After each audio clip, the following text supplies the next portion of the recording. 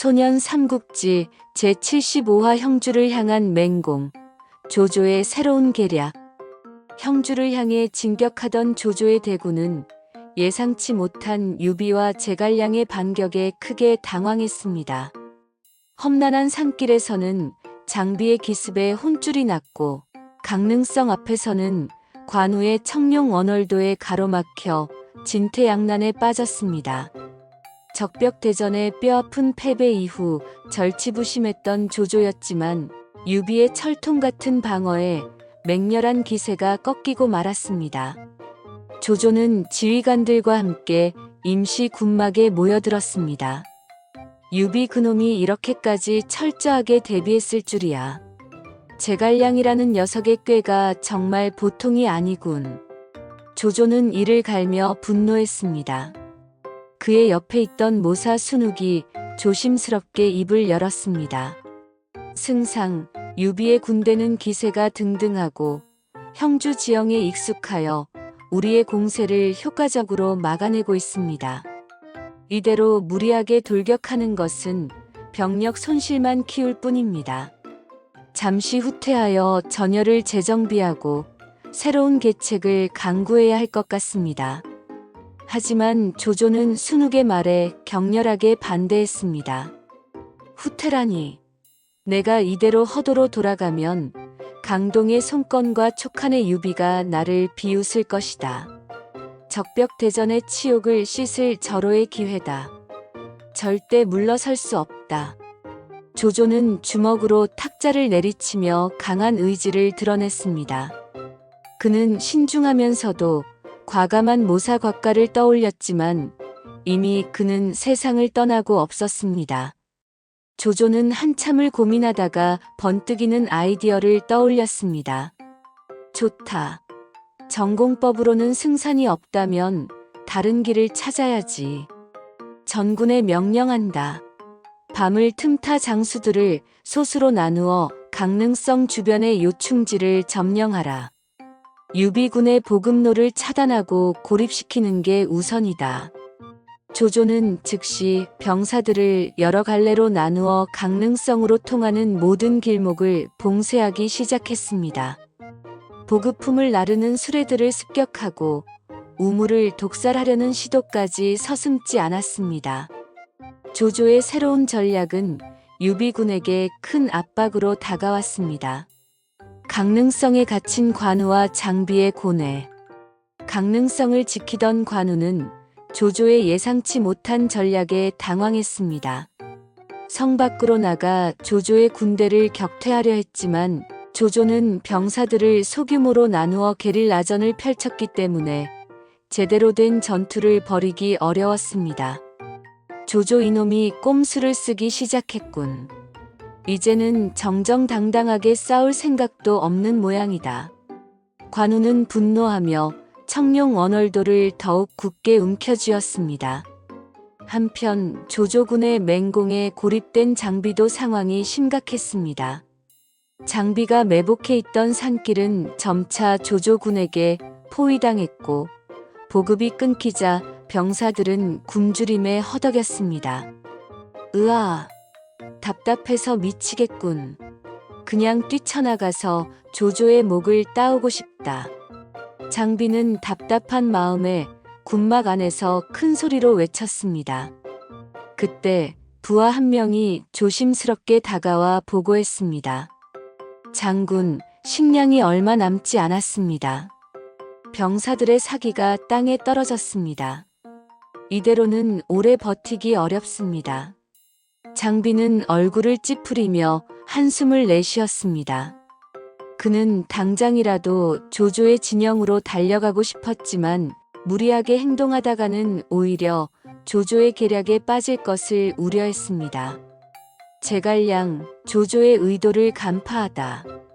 형주성에서 조조의 움직임을 예의주시하던 제갈량은 조조의 새로운 전략을 듣고 곰곰이 생각에 잠겼습니다. 조조는 단순히 강릉성을 점령하려는 것이 아니다. 관우와 장비를 고립시켜 유비의 주력 병력을 무력화시키려는 의도다. 이대로 가다가는 형주성까지 위험해질 수 있다. 제갈량은 조조의 의도를 정확히 간파하고 유비에게 조언했습니다. 주군, 조조의 목표는 강릉성이 아니라 우리입니다. 관우와 장비가 고립되면 우리 군은 힘을 잃게 되고 결국 형주를 빼앗길 것입니다. 지금 당장 두 장군을 구원할 방법을 찾아야 합니다. 유비는 제갈량의 말에 크게 걱정했습니다. 공명, 조조의 군대가 사방에 깔려 있는데 어찌 관우와 장비를 구원한단 말인가? 무리하게 군사를 동원했다가는 오히려 우리까지 위험에 처할 것이다. 걱정 마십시오, 주군. 제게 한 가지 계책이 있습니다. 조조가 생각지도 못한 방법으로 관우와 장비를 구출할 수 있을 것입니다. 제갈량의 눈빛은 자신감으로 빛나고 있었습니다. 그는 조조의 전략을 역이용하기로 마음먹었습니다. 조조가 보급로를 끊어 유비군을 고립시키려 한다면 오히려 그 보급로를 통해 반격의 기회를 만들어낼 수 있을 것이라 생각한 것입니다. 보급로를 둘러싼 치열한 두뇌 싸움. 제갈량은 조운을 불러 비밀스러운 임무를 맡겼습니다. 자룡, 조조군이 보급로를 차단하고 있지만 그들 역시 보급이 필요할 것입니다. 조조의 보급부대는 반드시 강릉성 북쪽의 좁은 산길을 지나갈 것입니다. 그곳에 매복해 있다가 조조의 보급부대를 습격하십시오. 조운은 제갈량의 지시에 따라 정예병을 이끌고 밤을 틈타 조용히 이동했습니다. 그들은 험준한 산길에 몸을 숨기고 조조의 보급부대를 기다렸습니다. 얼마 후 조조의 보급부대가 보급품을 가득 싣고 지나가는 것이 보였습니다. 전원 공격. 보급품을 모두 빼앗아라. 조운의 일격에 조조의 보급부대는 순식간에 혼란에 빠졌습니다. 조운은 보급품을 빼앗아 강릉성으로 향했습니다. 보급품을 확보한 관우와 장비는 다시 힘을 얻었고 조조의 포위망을 뚫고 형주성으로 돌아올 수 있었습니다. 공명, 자네의 지혜 덕분에 우리가 살았네. 조조의 꼼수가 통하지 않았으니 이제 조조는 어찌할 셈인가? 유비는 제갈량에게 기쁜 마음으로 물었습니다. 제갈량은 고요한 미소를 지으며 말했습니다.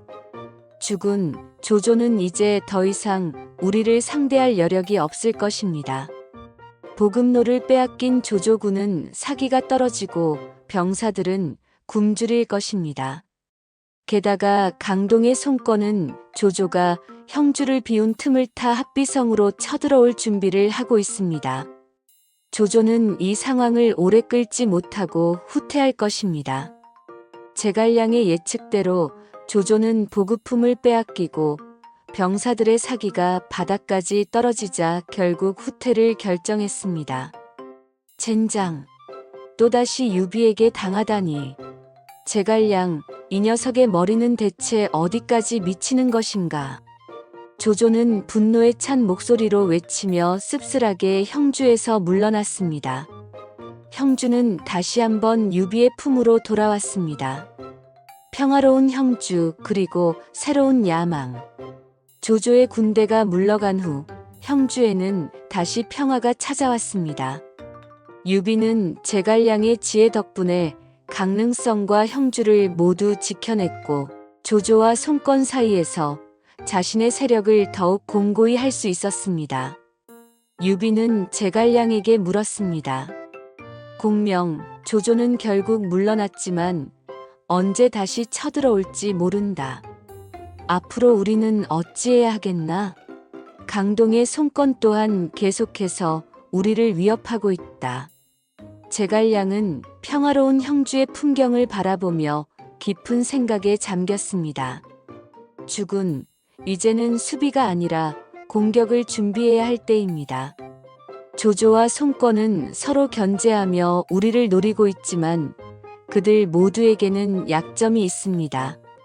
조조는 강동을 호시탐탐 노리고 있고 송건은 북벌의 꿈을 꾸고 있습니다. 우리는 이 틈을 이용해야 합니다. 공명, 자네의 생각은 무엇인가? 죽은, 이제는 형주를 넘어 서쪽의 익주를 공략해야 합니다. 익주는 지형이 험준하여 방어하기 쉽고 풍부한 물산으로 군사력을 더욱 강화할 수 있는 천혜의 요새입니다.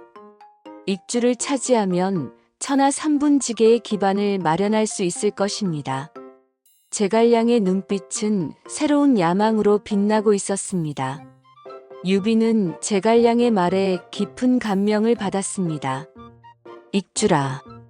과연 그곳이라면 우리의 거점을 마련하고 천하를 도모할 수 있을 것이다. 공명, 자네의 지혜를 믿네. 이제 우리는 익주를 향해 나아가야 한다. 유비와 제갈량은 익주를 차지하기 위한 새로운 계획을 세우기 시작했습니다. 형주의 평화는 잠시였고, 이제 그들의 야망은 더욱 넓은 대륙으로 향하고 있었습니다. 과연 유비와 제갈량은 익주를 손에 넣고 천하 통일의 꿈에 한 발짝 다가설 수 있을까요? 다음 이야기는 익주를 향한 유비와 제갈량의 위대한 도전으로 이어집니다. 다음 이야기도 기대해 주세요.